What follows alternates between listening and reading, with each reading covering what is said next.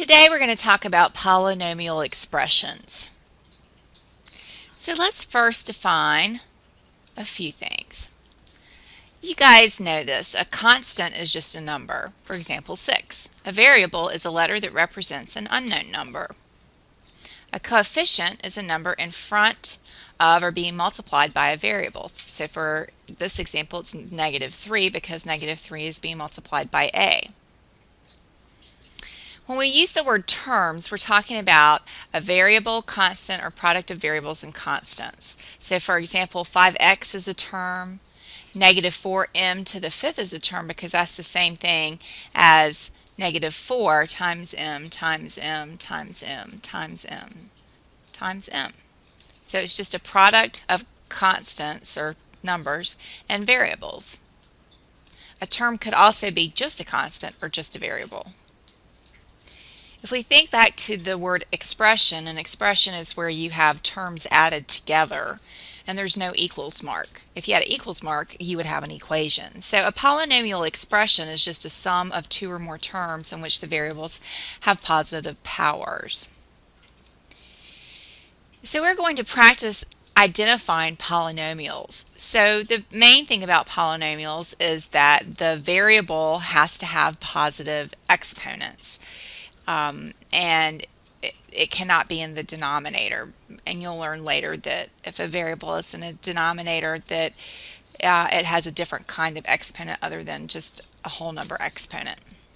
So we want whole number exponents that are positive, like x to the first, x to the second. X to the 0 is just 1, so that would also work. So let's look at 2x cubed plus 4y. Do you think that that would be a polynomial? It is,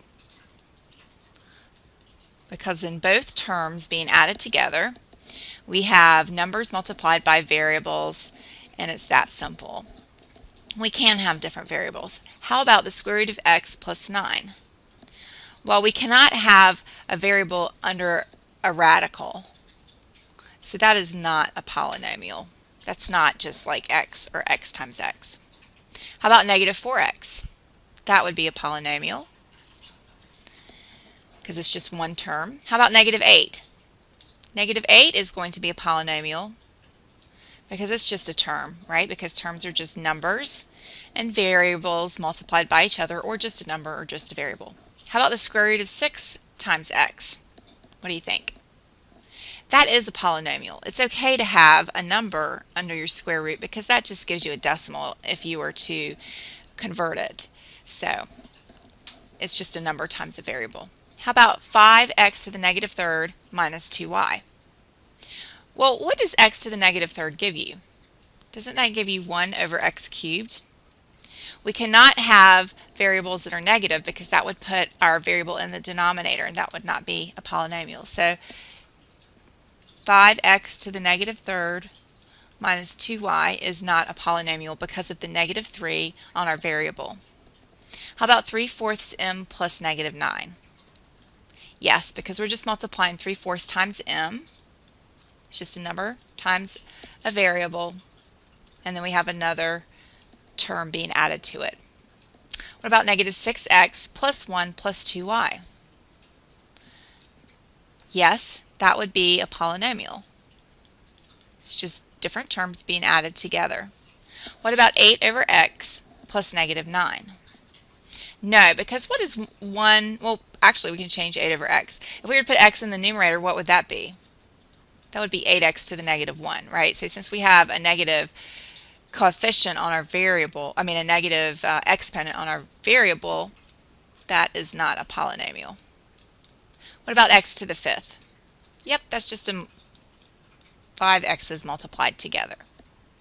And then we have 5a cubed minus a minus pi. What do you think about that one?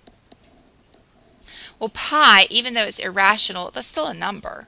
So it's okay. That's going to be a polynomial. One of our terms just happens to be an irrational number. What about the next expression? What do you think of this one? That is going to be a polynomial. There's no variables that have negative exponents or exponents that aren't positive, and the rest of it's just constant. So that would be a polynomial. I'm just going to put an arrow here. What about m? Again, m is a polynomial. It's just a variable, one term. What about 1/8 xy? It's just number times variable, so that again is a polynomial. So here is a list of the polynomials and the ones that are not polynomials in the expressions above. So again, polynomials are where you have multiple terms added together. And we have three names that describe three types of polynomials. These are a monomial, a binomial, and a trinomial. All of these could be referred to as polynomials, but poly means any, so or many. So polynomial could be a monomial, it could be a binomial, it could be a trinomial, or it could have more terms than just 1, 2, or 3. So a monomial has one term, so here's some examples of monomials. A binomial has two terms that are being added together. Here's some examples. Notice you can have multiple variables. And a trinomial has three terms added together. So here's some examples. A polynomial could be any of those, but when we're classifying our polynomials, we'll say monomial for one term, binomial for two terms, trinomial for three terms, and then polynomial for 4 terms or more. Typically, we write our polynomials in what is referred to as standard form. This is where you combine any like terms that have not been combined, and then you put your polynomial in order from the largest exponent on the variable to the smallest with the constant as the last term. So let's look at an example. So here we have x to the fourth, x to the third, x squared, x. X is the same as x to the first, and technically the constant by itself is x to the 0.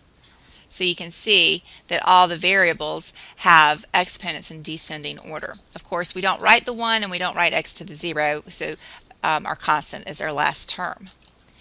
So I'm going to put number 1 in standard form, and then I'd like you to try 2 and 3 and check back.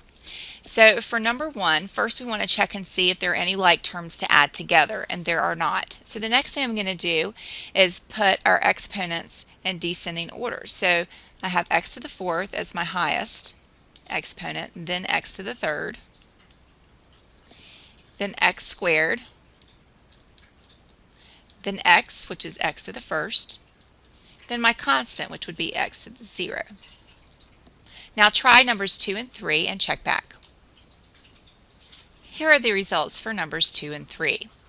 Notice in both of these we did not have every term from, for example, in number 2 we had the exponents 5, 4, 3, 2, but we did not have an exponent that was a 1 on our variable. That's okay. Sometimes you will have terms that you could think of as missing.